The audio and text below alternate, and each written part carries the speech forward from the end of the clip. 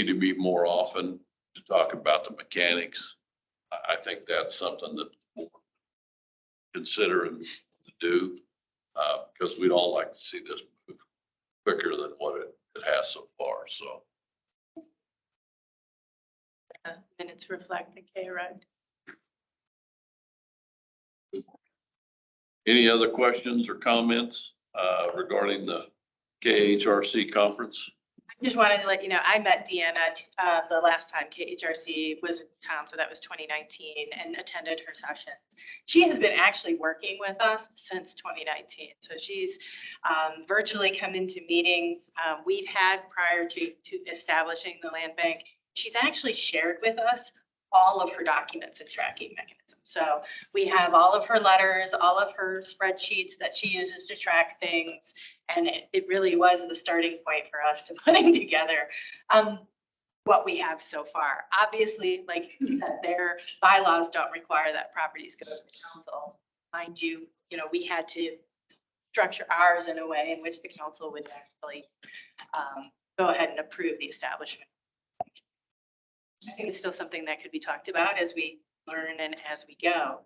Other key takeaway though from one thing to bring up too, right when she had mentioned that we had this conversation about where we were trying to buy that house. Remember where she said, don't pay. She said, don't do it. So caution against purchasing property. Yep. So.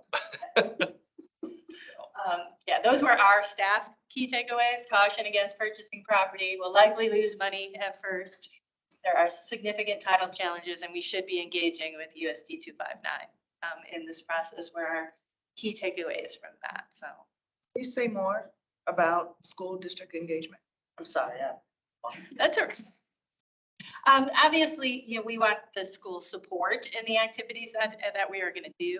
The land bank's ability to wipe off taxes can financially affect the school district. It is allowed by statute, but it's not something you want to end up at odds with. The school district is not liking the land bank simply because they're wiping off taxes. That actually is a segue into our conversation we had with Sedgwick County Treasury Office. Which I want to say is the one interesting thing about Pittsburgh's land bank is the way they have it set up to work. Any property that's coming up for tax sale, they put in a bid for, but then aren't required to pay it. And that is just a handshake agreement between their land bank and their treasurer's office. Yeah, and we're not there. We're not even close to there with our treasurer's office, which is a challenge. And so, actually, we're doing the recruitment update first. I'm gonna go ahead and skip to the. Skip to the. That'd be fine. We can go back to recruitment. We did hold a meeting here at City Hall with the treasurer's office and their team to kind of talk about and get them to understand that we've established a land bank, and we were trying to really get down to what's going to be necessary as things, if we do acquire property, how they're notified, et cetera, that those back taxes would be eliminated, et cetera, and could we devise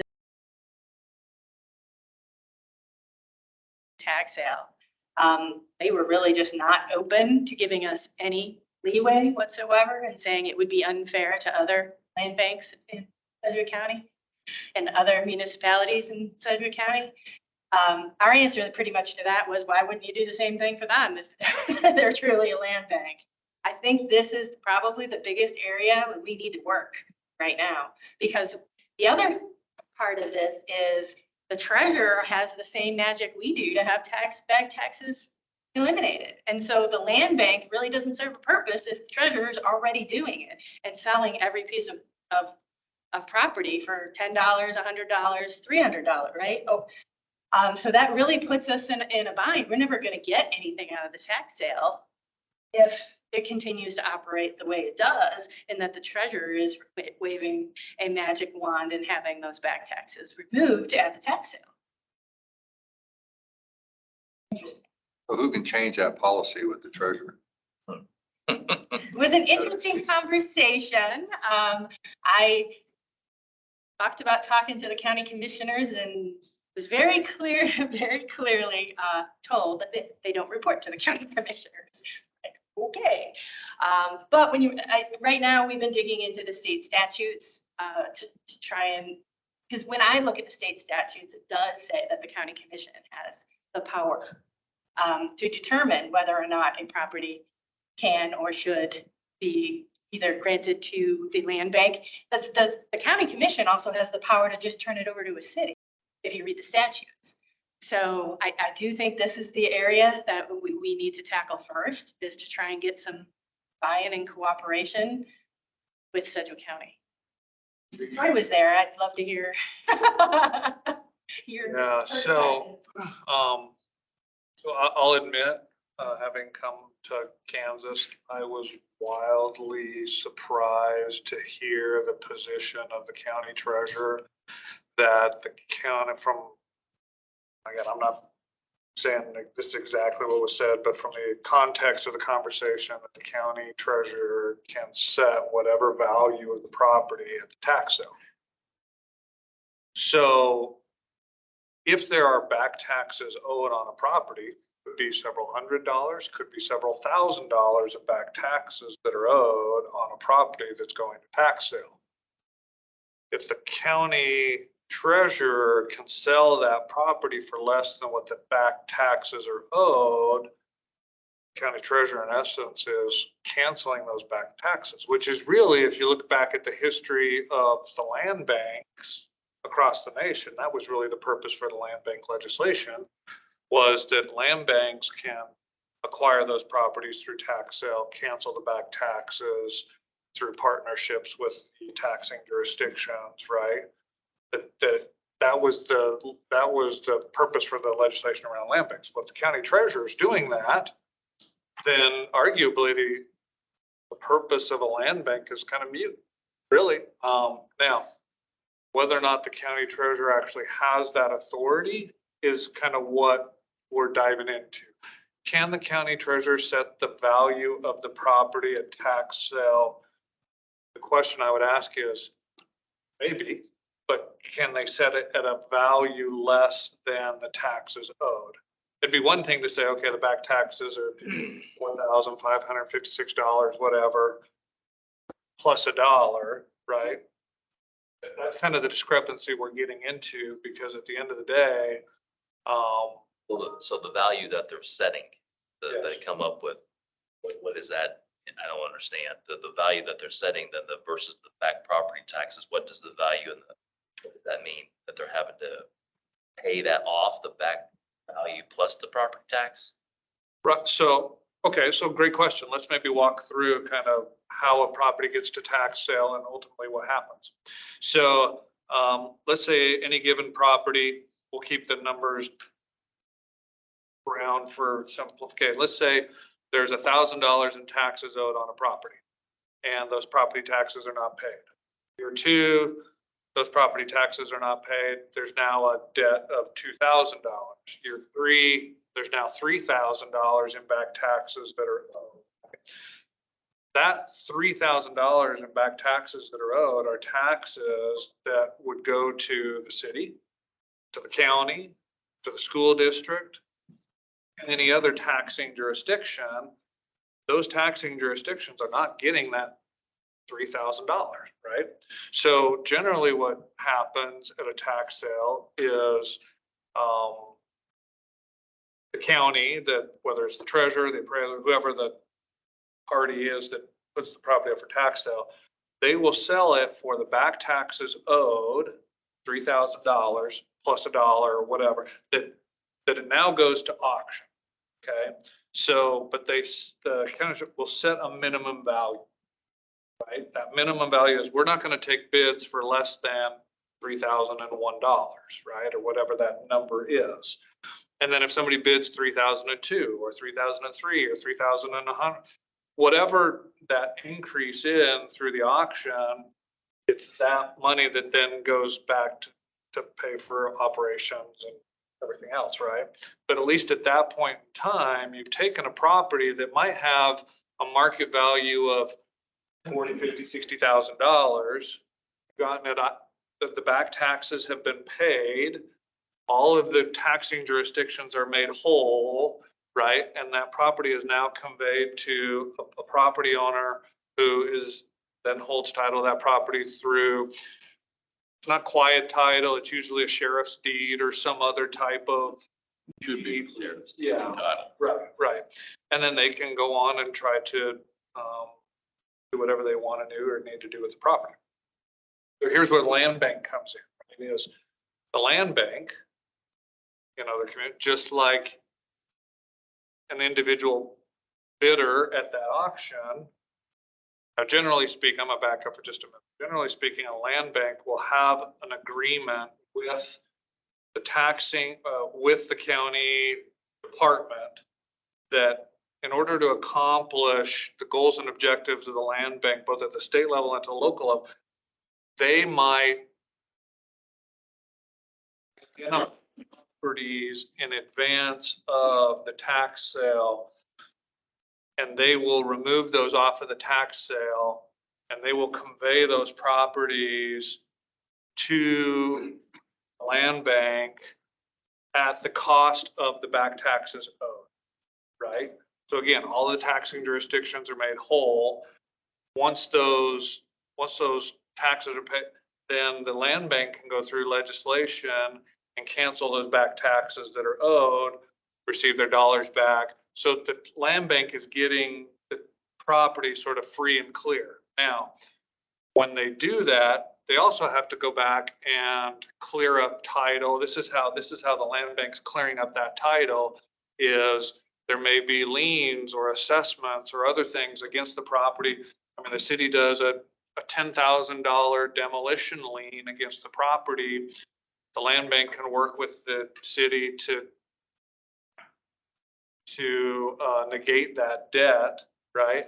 But in the situation of the county treasurer right now, the county treasurer is doing it, right? So the city's not getting their $10,000 back that they spent on demoing that structure. County treasurer is acting as somewhat of the land rather than a land bank, right? Okay, so I said that's a super complex of that all may be well and good, and if that's kind of what's going on in Sedgwick County and across the state, then so be it. That's not the only way that land banks get properties, but primarily across the nation, that tax sale and getting these delinquent properties because of the statutory authority that they're given to cancel those back taxes. That's how land banks really get properties back into the hands of responsible property owners, because arguably, if at tax sale, the back taxes are being set in addition to any increase in list price, so to speak, property owner isn't coming in, a buyer isn't coming in and paying $1 for the property. They're having to pay $3,001, right? Which makes it a little more, it spreads out the risk associated with the city and with those taxing jurisdictions, that they're not losing out on those tax dollars, because the land bank isn't going to go after every single property, right? One of the other concerns that you ought to include is not taking any and every property, right? Because long-term, the cost of maintaining these properties before you can get them back in the hands of responsible property owners becomes exorbitant, right? So you want to be very thoughtful and strategic about collecting properties that you can then assemble and sell to somebody. It has to be very strategic. The land bank's not trying to go out there and just acquire anything and everything. So there has to be a relationship with the county treasurer. We have to know and understand what all the rules and regulations we are playing by. So I don't know if that answered your question about kind of how those tax sales. There too is, let's say that this property is falling down, the city goes in, spends money to demo it. Well, that becomes a lien on the property. They do it as special assessments, And so the treasurer is magically making them disappear. So what I think we need to have is some examples of how many dollars has the city invested in these properties that just go away.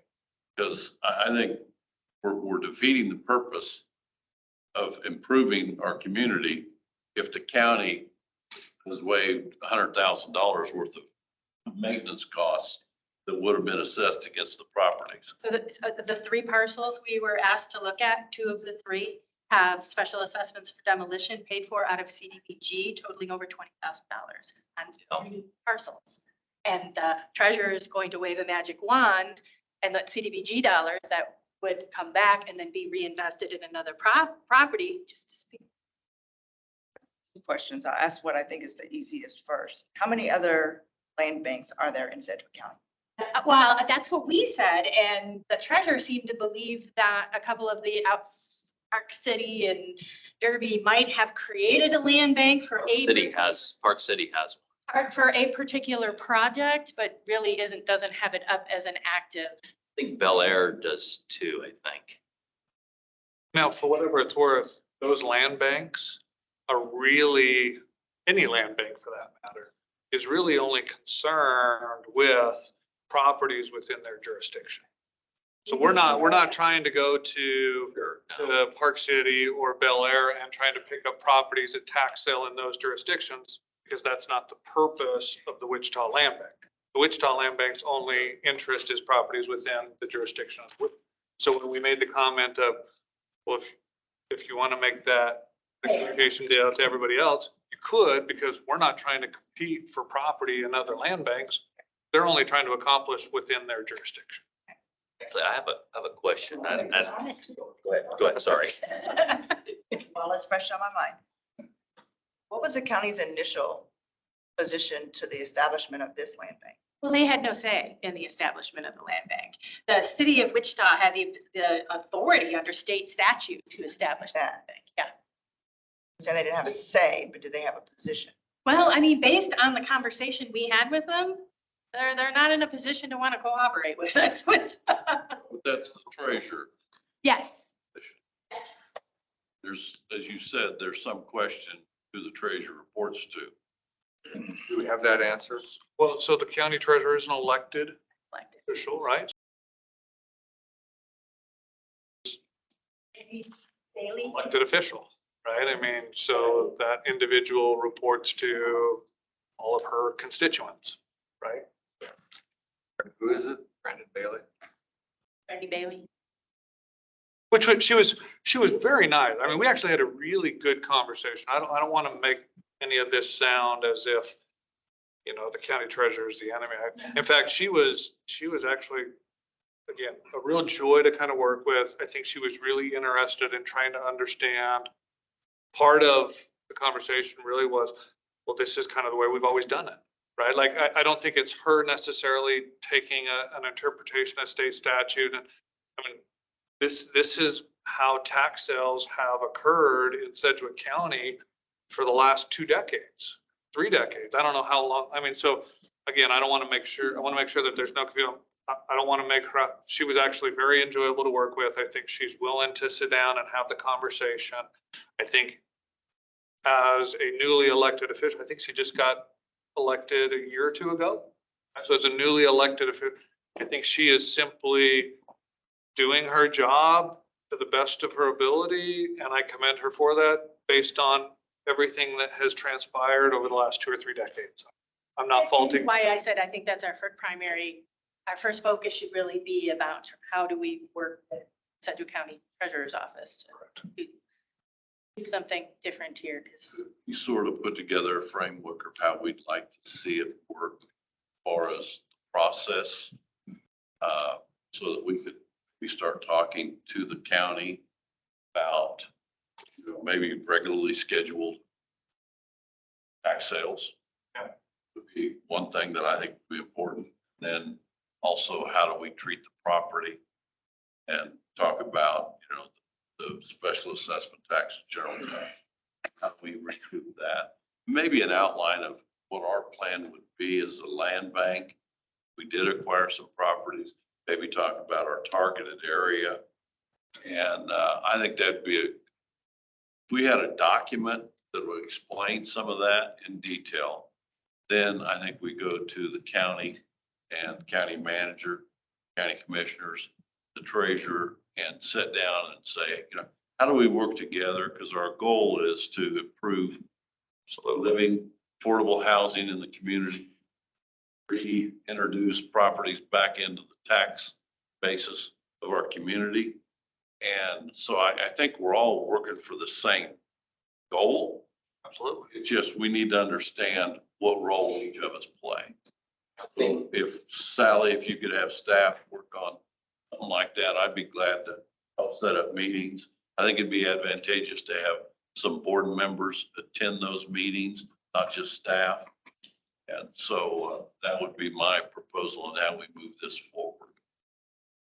I would agree. We want the same thing. We just gotta, maybe she felt like we jumped in her sandbox.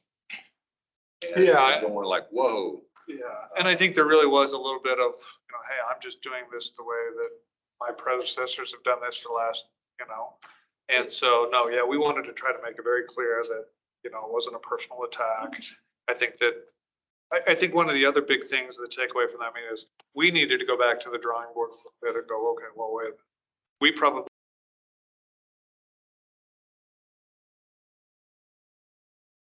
need to approach this differently. So. I think we got two different entities working against each other with, we got the county, we got the city. And we're sitting here trying to get these taxes, but they actually belong to the county, but we're the city and we're trying to get the county to forgive the taxes. And so one question I have is the other land banks, Bel Air, Park City, whoever has the land bank. So I've noticed that there's other properties that are out lying in Sedgwick County that are way behind on property taxes. In fact, there's one particular property that is in Bel Air that is owed about $200,000 special taxes on it right now. Somehow, and I don't know if this was a mistake or the county did it, but somehow the developer went in and developed a piece of property and they split all the lots off and somehow got all the special assessments onto one lot. And he got to keep the rest of the lots. I don't know how he did it. I don't know if it was a mistake. I don't know if it was a clerical error, or I've seen that several times now in different parts. I've seen one in Clearwater the same way. I've seen this in different places like that. I'm not sure how this happened. It's 2 or 3 acres of commercial ground and it's sitting right next to a rehabilitation hospital. Great ground, but $200,000 of back taxes. As all the assessments got onto one lot. How that happened, I've seen it happen before too. The developer, whenever they plat it, they set it out. That's the way they allocate it. do you think that happened? I know how it happened. The city is carrying that debt. It's not gonna go because they, Right. and so developer buys it, and I've done it with Bel Air. And the deal is you include some of those taxes and they just shift it over because it's the financing mechanism. They're not going to forgive that. I mean, the city's going to be good on their debt, but right now, instead of coming up with the cash out of pocket, they got the bond at a low interest rate. So it's really a good way to go. Another lot. But isn't he gonna lose that lot though, the actual property though? I mean, because the owner still has his name on it. He's supposed to be paying those taxes that he, for the lots Now, the because he person that shifted. owns it, yeah, I don't know about that. But I know the city will shift it. The It's not interesting gonna be- thing though is if the county comes in and it goes to foreclosure sale and the county goes in and sells it for $1 and the taxes go away, Yeah, then the city, without that money. yeah, exactly. I never understood that they do it that way. I always thought when the county sells it, it's taxes plus. So that's something new to me, and I don't know whether the county commissioners understand that, because there's money that would go to the county and the city and everybody else that is involved in that. It'd be interesting if they knew that we were forgiving those obligations. without a community benefit, i.e. land bank taking it, trying to improve the property or get somebody. The reason I bring that up is I was thinking, do other land banks ever buy property from other land banks? Because we're I'm trying to think outside the box here. It's just, So the other part that I think isn't being really talked about, and I'm not trying to hog the conversation, I don't know. is, there has to be an understanding that land banks, it's a losing business model. And I hate to say it like this, but it somewhat is a losing business model, right? If you're taking property and acquiring property for little to no money, and you're selling it for little to no money, right?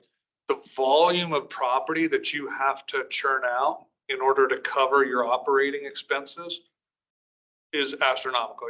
I mean, a land bank would have to, on average, if you had, call it a $1 million budget, right? Which $1 million annual budget isn't hard to amass when you get 2 or 3 employees, particularly legal staff who's having to go through the filings associated with acquiring the property and canceling the taxes and everything else. You've got 2 or 3 folks who are managing, you've got office expenses, you've got property maintenance expenses.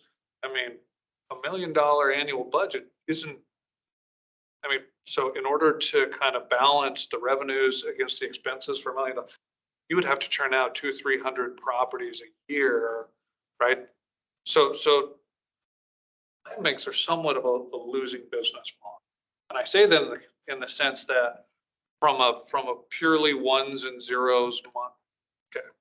Now from a business model where you're actually contributing to the community good, right?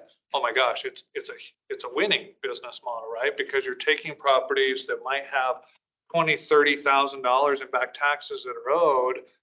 Generally, if the tax sale is those back taxes plus, if that property value is only worth $3,000 to $5,000 to $1,000, and it's got $20,000 of back taxes on it, nobody's going to buy that property. Nobody's ever going to buy that property, right? That's why these tax rolls grow and they grow and they grow. And pretty soon at a tax sale, you might have 300, 400, 500 properties that are on a tax sale that aren't getting paid because the back taxes on them are so large that nobody in their right mind is going to buy them from.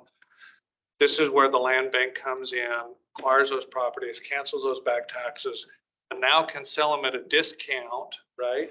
And get them back into the hands of responsible property owners who are then maintaining them and building on them and preserving the existing housing stock or adding new housing stock on infill lots, those kind of things. So I want to make sure that we're not, what we are trying to do is somewhat what the county treasurer is doing, right?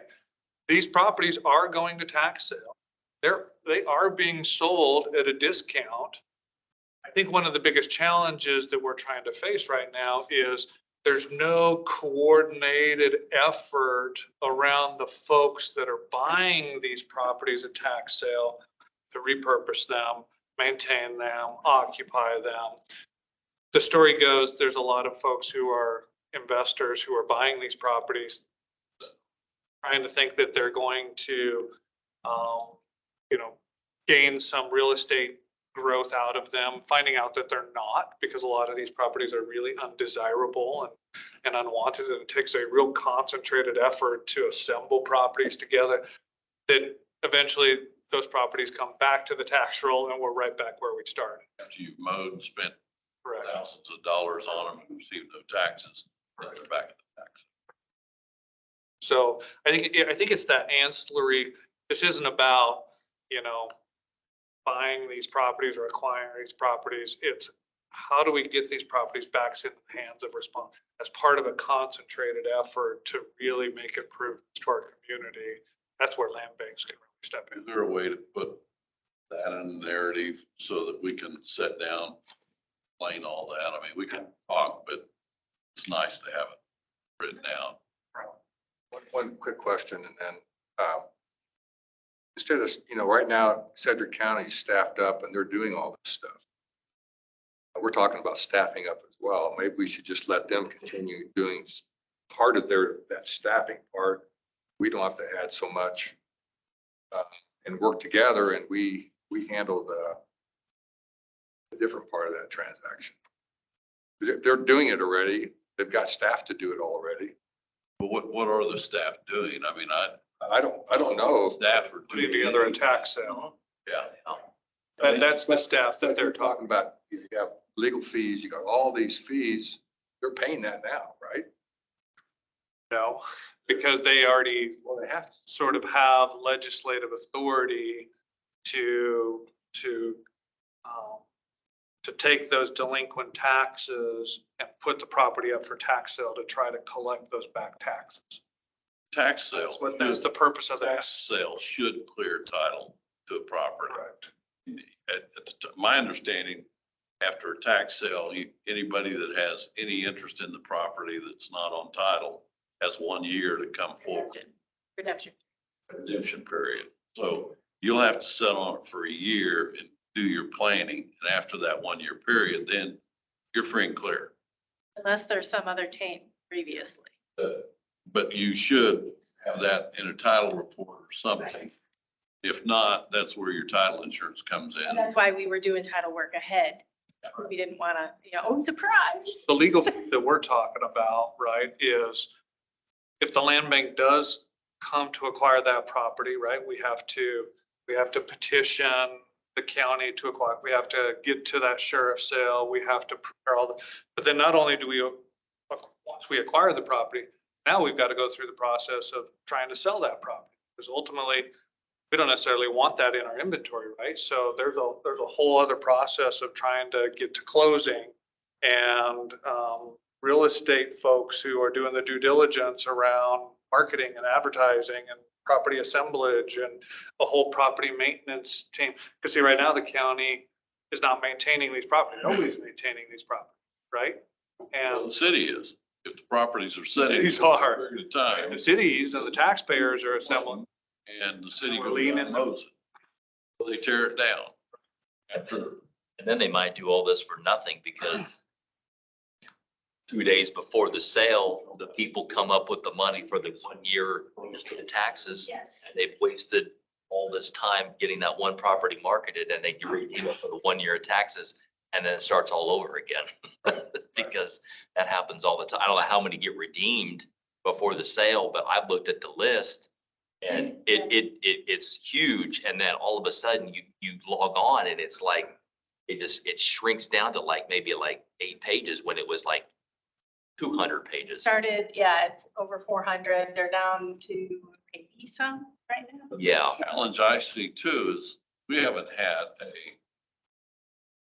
time frame where the county says, if you don't pay these taxes, it goes to foreclosure sale. And I guess that confuses me too, because if I was a developer, I'd let the county finance this stuff all the time, as long as I never had to worry about a tax foreclosure sale. And like you're saying, Jerome, is all of a sudden I see my property comes up, well, I'll go pay 1 year's taxes. I got another year freebie. So I think there needs to be, got to look at the whole process and work with the county to say how many years can a property be delinquent before it goes to tax foreclosure? I would agree. I think we have a broken system, and if we don't fix the broken system, we're just banging our heads. Exactly. So there's no reason to, let's fix the system before we try to jump in it. And I'm not sure anybody understands how the system's broke. Nobody's asked that question. I'm gonna counter. I think the system is working. It's working for whom is it working? Well, it's working for I don't individuals. know. It's broken that my CDB kid funds are forgiven. It's a broken system though, if we want to. It doesn't do what we want it to do, but it's clearly doing something that somebody wants it to do. I think sometimes things just happen because that's just the way they've always done it. And it's for 60 years. That's just how we've done it. And so unless people say, oh, this doesn't make any sense. It's like the one property that I was looking at here in downtown. I mean, I called the county and asked them, I said, okay, there's 10 years worth of back taxes on this property. that ever going to go to a foreclosure sale?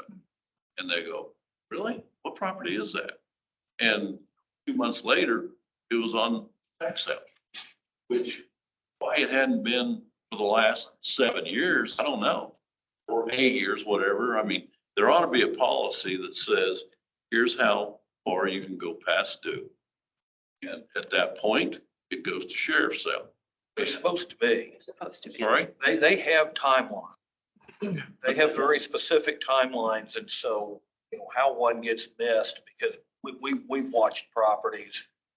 And, you know, like if we have a big project coming up and we know there's something with back due taxes in our target area, we'll keep an eye on it. And granted, it's a small sample size, but they've hit the mark. So they may just miss some. But if you ask them, they will tell you that they're the very set piece, vacant lots are this, commercial is this, residential is this, on how long. The So, problem is that, let's say if it goes 3 years, then all you have to do is pay 1 year. So everybody just uses the city to finance it because they just pay 1 year at a time. Or maybe there needs to be a rule that says if this happens, you have to, we'll give you 1 year to do it. But then after that point, you have to pay it all up. This year. I believe that's statutory though. and the 1 year you pay interest and taxes, you pay interest and penalties too. And so, like if you've got a vacant lot that you owe $100 on, and you let it go the 4 or 5 years that you're gonna light a vacant lot, pay that 1 year will be a $600 or $700. So it can add up. Their penalties and interest add up pretty quick.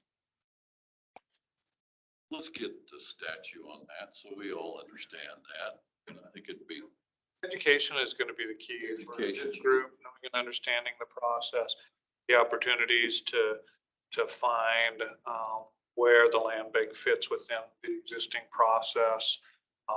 Ultimately where, what this organization wants to accomplish. It could require a legislative change, right? I mean, That's what I'm headed. Yeah, If it's we have something- to understand Has the to. rules and the regulations that are in place before we can kind of understand what our role and responsibilities are in the larger picture, for sure.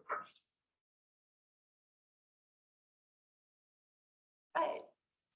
thank you. That's a very good discussion. Let's go back to the recruitment update.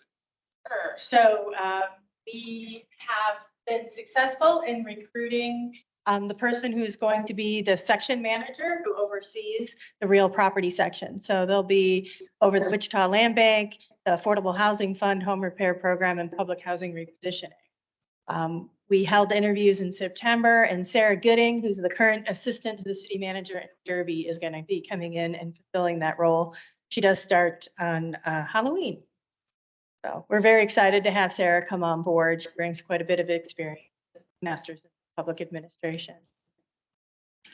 The real property specialist, which will be the same position that Roger here in the corner holds, will be working specifically on the Wichita Land Bank and the Affordable Housing Fund and still public housing repositioning.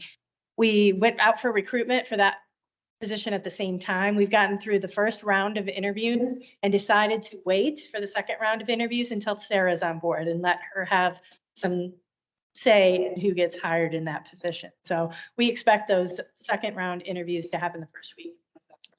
Nothing like, welcome aboard. Guess what? You're sitting on an interview panel. But, I think that's going to work out best. So we'll be excited to get some more capacity on board. So that is our update. I think you have some good applicants for that position. We do. And actually, they're both internal to the housing department now.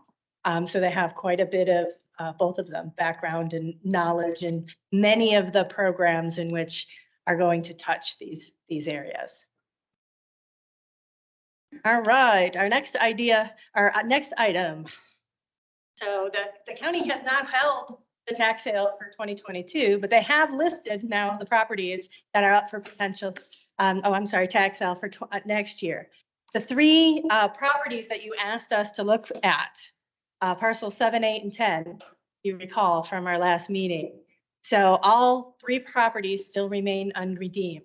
Two of these three are the ones that I said in that earlier. One has over $16,000 back taxes based on a demolition. Another has $12,000. I highly doubt anyone would ever come in and pay that for these properties that are probably worth $3,000. However, the way things are going right now, they could possibly be sold for any amount the treasurer deems they want to sell them for. So parcel 7, we've never been able to make contact with the owner. All of our letters come back undeliverable, and we haven't been able to find them anywhere. Parcel 8, we did make contact with the owner, and they are absolutely not interested in sale or donation of their property. That's the one who got pretty nasty on the phone with staff, saying they were going to sue the city for demolishing the house to begin with. And then parcel 10, who had previously expressed some interest, is now ghosting us, not returning any of our calls. The number now comes back as now disconnected and is not responding to the letters that we sent. We've had no luck on those 3 parcels.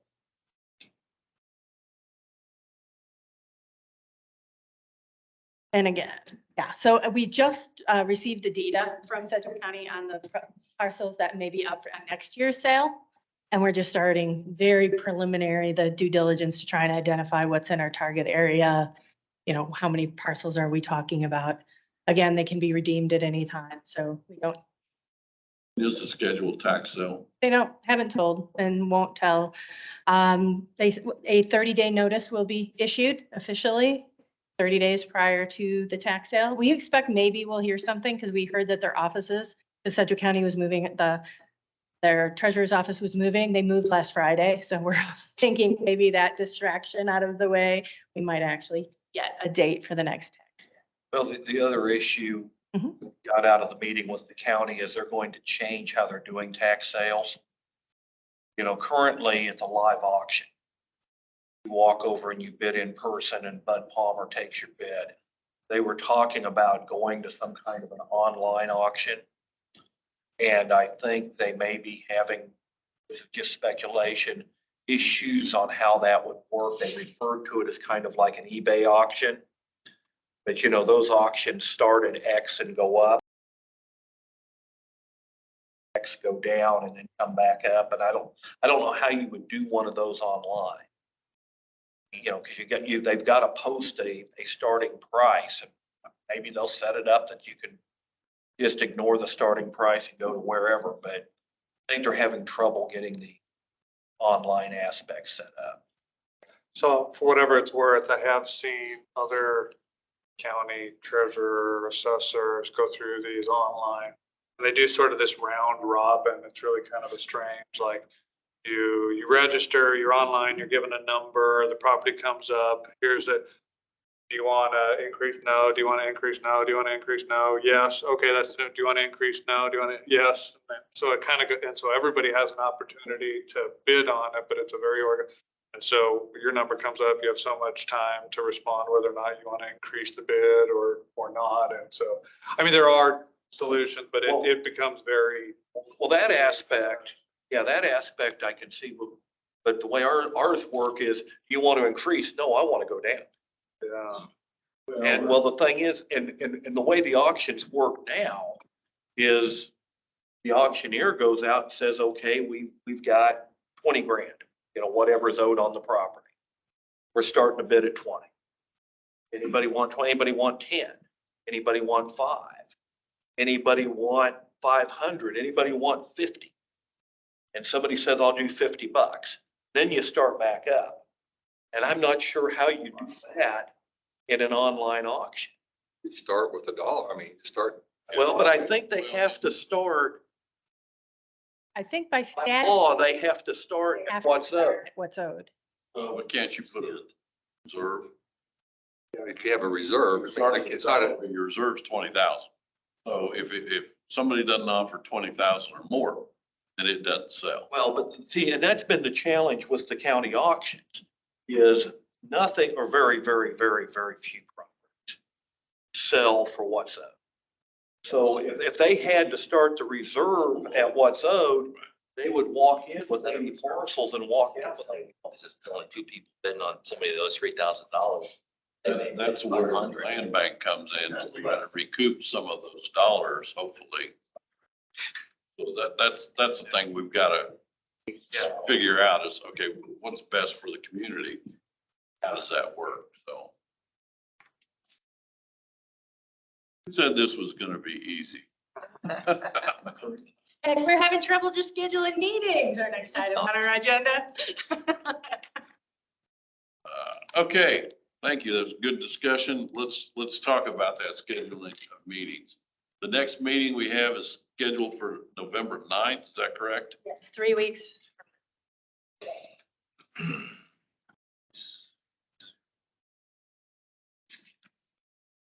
The 1:30 meeting on Wednesday, November 9th. Do we have conflicts on that, or everybody okay with that date? Here for now. I'm here for now. Wes, are you still out there? Are you available on the 9th? We might have lost. Anytime on the 9th. He's still online. Sure, on mute.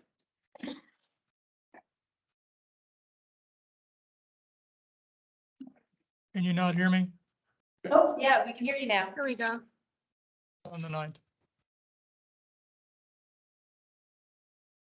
Was you good on November 9th, 1:30? Yes, yes. Okay.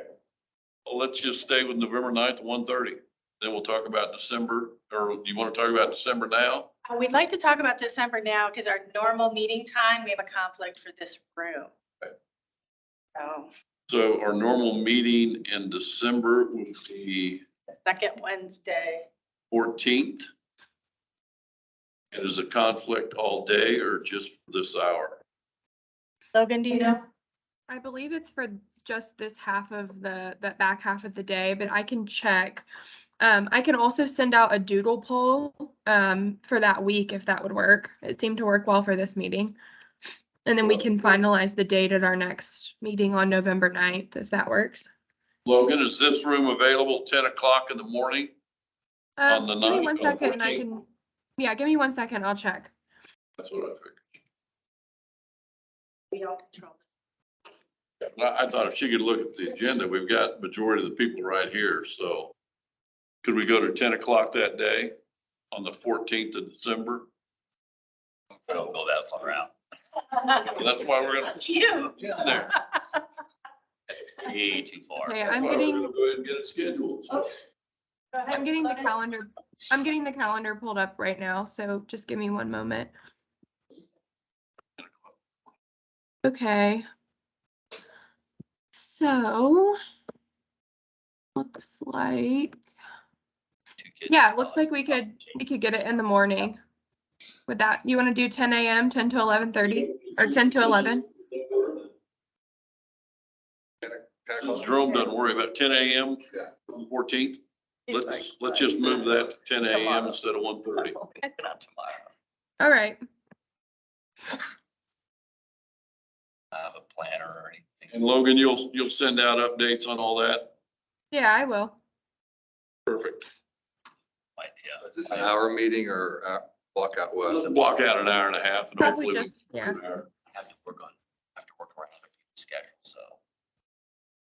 And then we, 2023, we didn't, if just put it on in your mind, is this time, is the second Wednesday still what's gonna work? I mean, we had challenges a couple of months in a row, so we were concerned that maybe this the second Wednesday was not good. So you can just double check your calendars. We'll address it again at next month's meeting. Yeah, why don't we talk about that in November, sort of look at your calendar and. Saturdays I'm free. Saturdays I'm good. Saturdays, well, you have, you know, by yourself.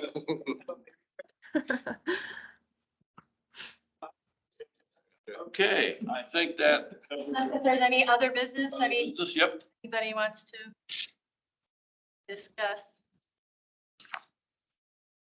I guess I'd encourage staff stuff. If you got roadblocks, let's talk about those roadblocks and let's get those things fixed so we can run. You guys can do We're in your the same job. boat. Our roadblock was, the county treasurer and how do we? If it's a legislative issue, if it takes legislation to change it, then let's talk about it. Yeah. Because those are the things that we're gonna have to get taken care of. Then when I hear all the stuff you have to jump through, it doesn't make any sense to me. I mean, it seems like we need to be able to shortchange that, and I'd encourage staff to look at that and say, hey, this is what we need help on. The one thing I have a real problem, and I don't know you, I know this is a little off the subject, but the addressing of the special assessments on properties of boarding up and stuff like this. Exorbitant amount of money that's charged for some of this stuff is just ridiculous. I mean, I have a customer that he's been in the hospital, and they came and boarded up his property, charged him $2,000 to put up 9 boards on windows. Okay, now I'm not telling you that it costs $2,000 to put up 9 boards, but I mean, that's what they assessed his taxes at, is $2,000. I mean, some of these assessments are ridiculous. And if they're paying that much money for a company to come out and pay $2,000, then we need to start one. Contract. Because, but I don't know if that's the real number, or if that's what is that number? You know, that's a code enforcement item. I wouldn't even be privy to their information. We only. There's a lot of money. we don't fund the- If somebody's spending $2,000 to We only fund the. house, I'm sorry. I mean, that's We ridiculous. can look into it. I know, we work closely with MAPCD and. You know, I mean, they'll charge $800 to mow a lot. But no one's mowed it when, you know, this and I mean, I think that's a very good point. We've got to understand, because I think code enforcement plays a role in the land bank also. We've not had that discussion at all. no, we have not. So I think that's something we need to look at.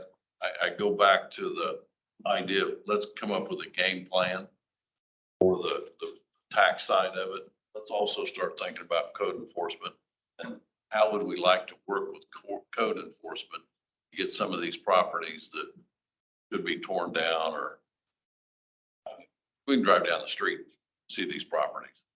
How does that fit into what the land bank's trying to do? So.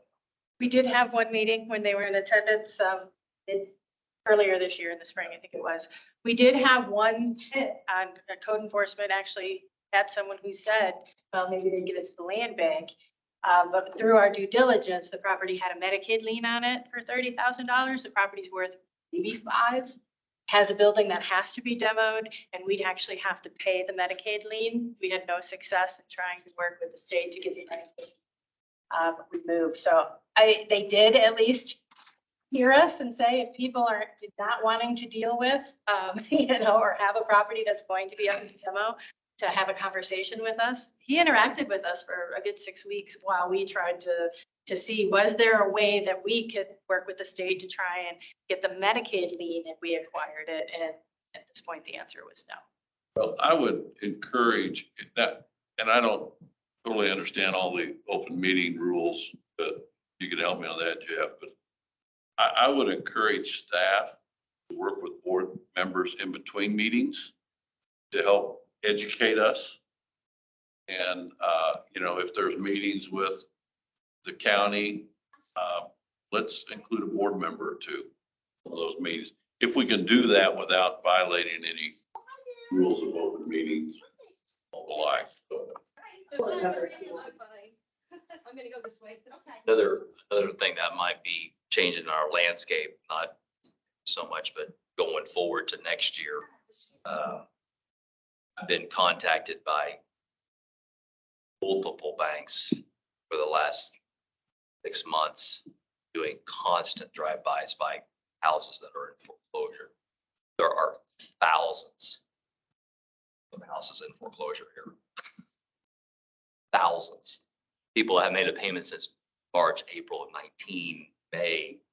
For people you know, you may not think it's happening, but it is a influx. I have just can't tell you how many there are, but there's a lot. I mean, I'm doing 6, 7 drive-bys a week for banks to go see if these people are still there, and 50% of them are empty. I'm driving by $200,000-$300,000 houses. They're empty. Empty grass is up to here. So the state still has the KHAP program going on. And I mean, it's a tremendous opportunity for families that are behind on their mortgage payments. You can get them caught up with mortgage payments, HOA fees, taxes, et cetera. And I think they can spend up to $40,000 per household. Doesn't that go through the end of the year? It goes beyond that. The homeowner program goes beyond that. The rental program for both the city and the state is. Unfortunately, I don't think people are aware of the program. Right.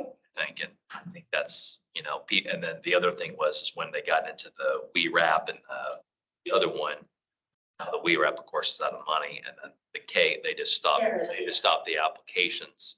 So I think the people are getting mixed up which program it is, And it's neither of those two. I You know. know, and it's I like, know. and they call it K-half. Yeah. Okay. I noticed the paper is showing a lot more foreclosure now all of a sudden. Yeah. I used to not see them. There was 3 of them in there this morning. So Well, they stopped all the FHA foreclosures for 2.5 years. The government stopped them and they're all people. So we've got, it's just gonna explode and values are gonna go down. I mean, that's what's gonna happen. I mean, it's not gonna happen, like I said, slowly. It's gonna happen in the next year, maybe.